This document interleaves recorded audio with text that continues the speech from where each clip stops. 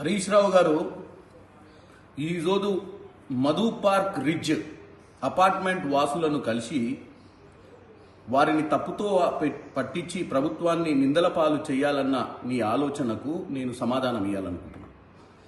ముఖ్యంగా గాంధీ సరోవర్ అక్కడ కట్టాలన్న ఆలోచన ప్రభుత్వానికి లేదు.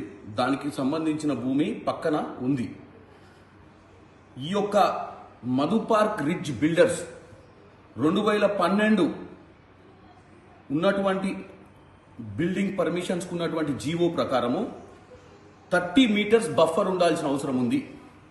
కానీ గత ప్రభుత్వం ఏదైతే కమిషన్లకు కకృతిపడి హైదరాబాద్ నగరంలో ఇష్టానుసారంగా పర్మిషన్లు ఇచ్చి కమిషన్లు దండుకోవాలన్న ఆలోచనతోటి చేసినటువంటి దౌర్భాగ్యపు పనికి ఈరోజు అక్కడ ఉన్నటువంటి బిల్డింగ్లో ఉన్నటువంటి అపార్ట్మెంట్ ఓనర్స్ ఇబ్బందుల పాలవుతారు.